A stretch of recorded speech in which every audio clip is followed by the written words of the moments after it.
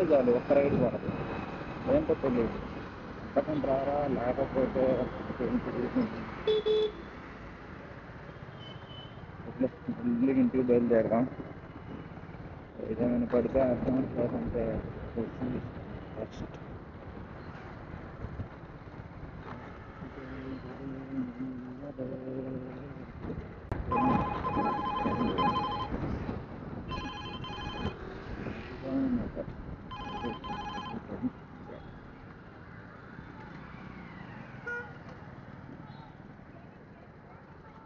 चलो मज़ा आ रहा है।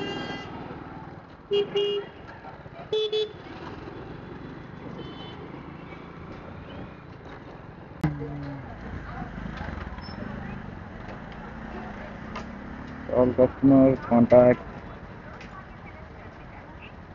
customers.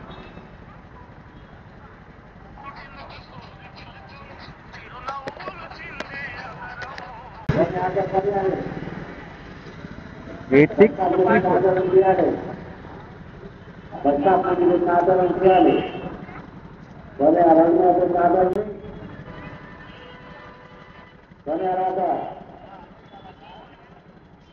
Okay, అక్కండి.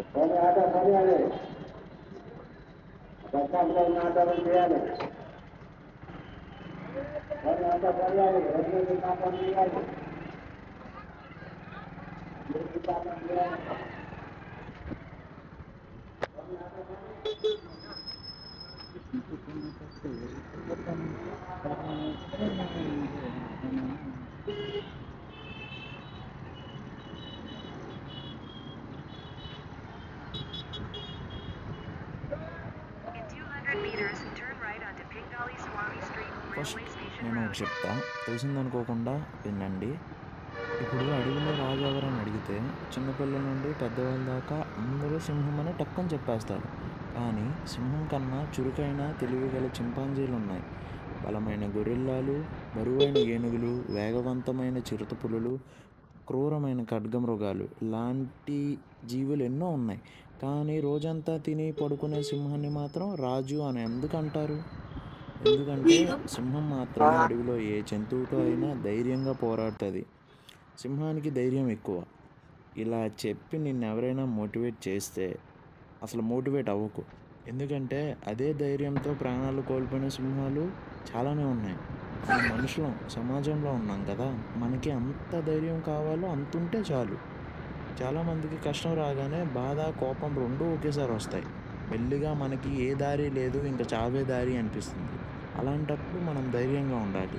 చావటానికి వచ్చిన ధైర్యం బతకడానికి ఎందుకు రాదు? చిన్న చిన్న వాటికే ధైర్యం కోల్పోతే ఇంక నీ బతుకుకి సమాధానం ఏది? ఇప్పుడు ధైర్యంగా బతకడం అంటే ఎలా పడితే అలా, ఎక్కడ ఎలా ఉండాలో అలా ఉండకుండా నచ్చినట్టు ధైర్యంగా ఉండటం కాదు. ధైర్యం ఎంత ముఖ్యమో భయం ఎంతో కొంత ఉండాలి. ఫర్ ఎగ్జాంపుల్, కొంతమంది చెప్రీలని చూస్తుంటాం.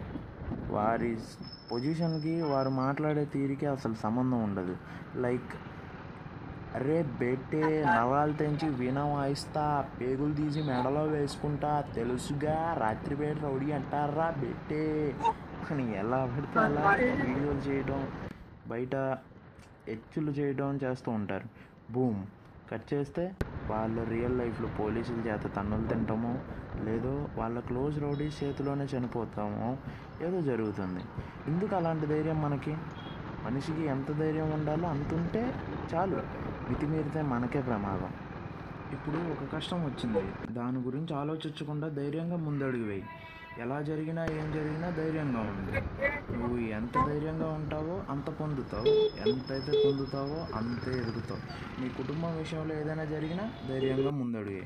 ఎవరైనా నీకు ఎదురు తిరిగినా ధైర్యంగా సమాధానం చెప్పు. వాళ్ళని ఏదో భయపెట్టాలనే విధంగా కాదు. లైక్, ఒకడు నిన్ను కొట్టడానికి వచ్చినప్పుడు నాకు ఎమ్మెల్యే తెలుసు, ఎంపీ తెలుసు, రౌడీ షీటర్ తెలుసు ఇలాంటివి కాదు. ధైర్యంగా నిలబడి వాడికి సమాధానం చెప్పు. వచ్చినోడికి నువ్వు ఆన్సర్ చేయి. ఆల్ ది టైం ఎలా ఉండాలి అని కాదు, ఎంత ధైర్యంగా ఉండాలి, అదే ఈ టాపిక్. నేను ఏ సిచ్యువేషన్లో ఎలా ఉండాలి అని మీతో చెప్పలేదు, ఎందుకంటే నీకు తెలుసు నువ్వు ఎలా ఉండాలో.